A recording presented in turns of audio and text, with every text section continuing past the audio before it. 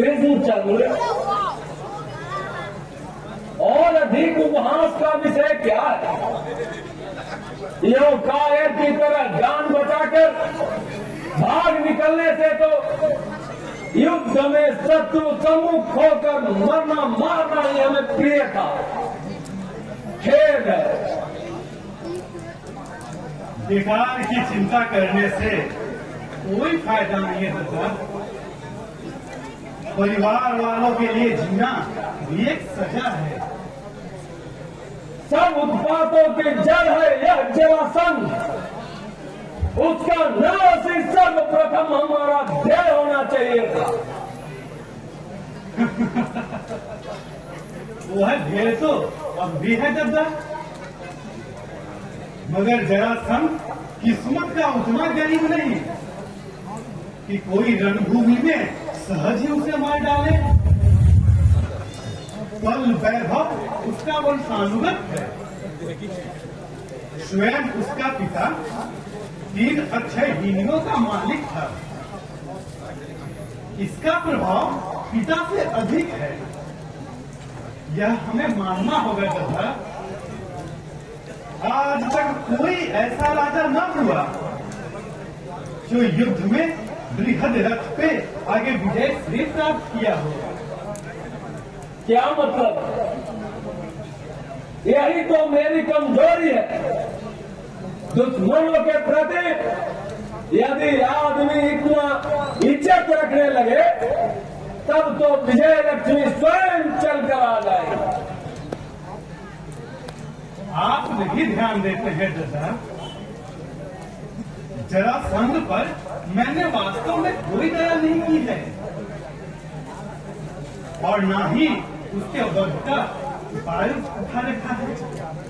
मगर सत्य तो यह है दादा कि अभी भी वह किसी प्रकार नहीं माना जा सकता है। जरासंध किसी अस्त्र या शस्त्र से नहीं मरेगा। क्यों? उसके लिए ऋषि चंड कौशिक का वरदान ही यही है। और तब तक हमें विजय लक्ष्मी की भी प्राप्ति नहीं होगी जब तक कि वह स्वयं किसी शर्त पर उसकी बाजी लगाने के लिए तैयार न हो। ऐसे दुर्दिन के समय उससे मिलकर कोई छल छदम भी नहीं कर सकता है दादा। चलो, मैं किसी दंत कथा पर विश्वास नहीं करता। मुझे तो केवल अपने बल पर में भरोसा है। यह तो वीरों का सर्वोत्कृष्ट गुण है दादा, परंतु वीरता के प्रदर्शन के लिए भी उपयुक्त समय की आवश्यकता होती है।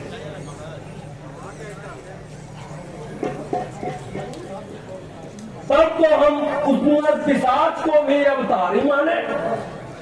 बेशक जरासंध ऋषि चंड कौशिक का वरद पुत्र है। बड़ी तपस्या के बाद जयद्रथ नरेश ने उसे पुत्र रत्न में प्राप्त किया था। 2 माताओं ने ऋषि का प्रसाद खा उसे जन्म दिया था दादा। अच्छी कहानी सुना रहे। 2 माताओं के द्वारा एक बालक का जन्म। इसमें आश्चर्य क्या है दादा? हमारी ही अगर आज की परिस्थिति की चर्चा कोई करेगा तो यह भी निसंदेह एक कथा लगेगी। समय होता है बड़ा दुर्बोध, बड़ा अनजान। कुतूहल, शिशु शरीर के 2 टुकड़े भी अलग अलग जीवित थे। हाँ दादा, उसके जन्म के बारे में भी लोग यही कहते हैं। माताओं ने डर के मारे उन जीवित मांस पिंडियों का त्याग कर दिया। फिर जरा नाम की एक राक्षसी जो कि मगध की राज लक्ष्मी भी थी, उनका संयोग किया था। लूट से परिवर्तित शिशु की वह हत्या न कर सके। स्नेहमयी जरा ने अनेक वरदानों के साथ बच्चा राजा को लौटा दिया।